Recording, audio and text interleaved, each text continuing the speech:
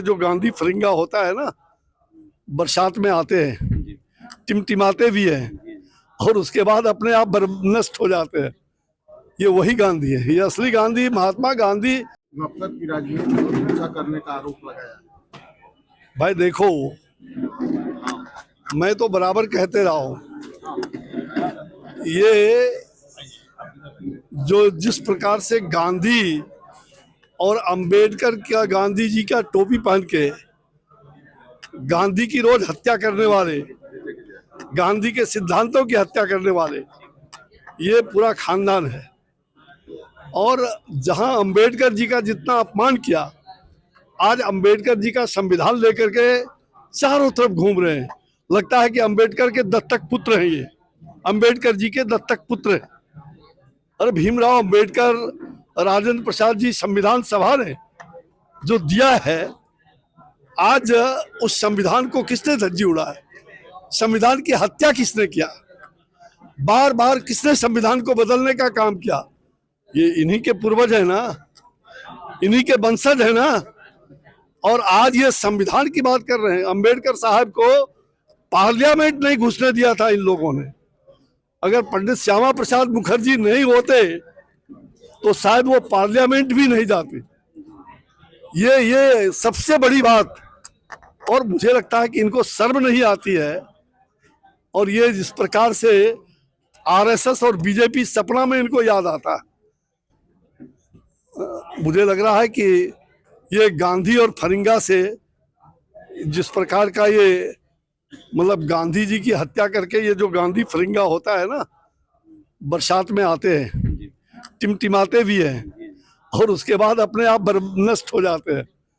ये वही गांधी है, ये असली गांधी, महात्मा गांधी, मोहनदास करमचंद गांधी, गांधी पूज्य बापू हम लोगों के पूज्य हैं।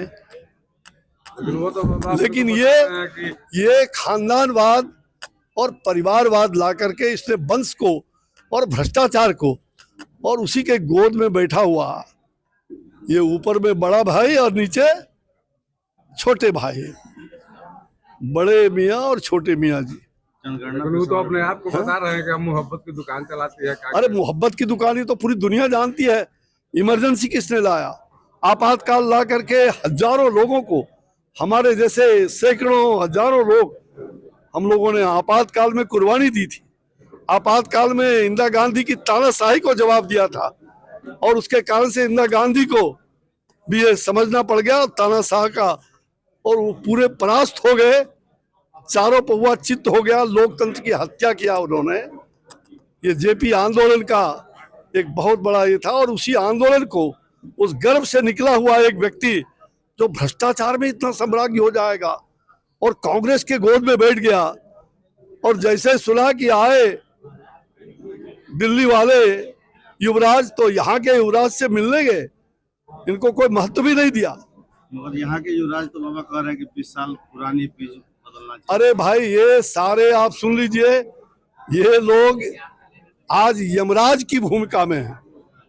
ये लोग यमराज की भूमिका में हैं, चाहे वो ऊपर रहे नीचे रहे। ये वंशवाद, परिवारवाद और भ्रष्टाचार पूरा देश जान रही है। और जिसने संविधान की हत्या किया, वो संविधान का किताब ले लेके घूम रहे हैं।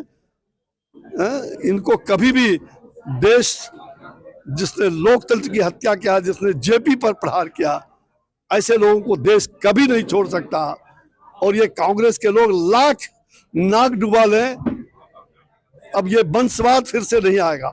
और मैं कह देता हूं, ये दोनों ही वंशवाद, ऊपर और नीचे, ये सत्ता में कभी नहीं आएगा, कभी नहीं आएगा। आने वाले वर्षों में ये दिवा स्वप्न रहेंगे इन लोगों के। तो ये दिल्ली में चुनाव हो रहा है, भ्रष्टाचार, दुराचार, अत्याचार के विरुद्ध सदाचार का। और भ्रष्टाचारियों को निकालना है, आपदा को निकालना है, जिन्होंने आपदा दिल्ली में लाने का काम किया। एक तो आपदा, आतंकवाद फैलाने का आपदा, जिन्होंने कांग्रेस के लोग, ये चले हैं लड़ने के लिए, ये दोनों लड़ रहे हैं। अब किसका जमानत कब बचेगा मुझे नहीं मालूम, लेकिन इतना तय है कि केजरीवाल जेल गए थे किस मामले में?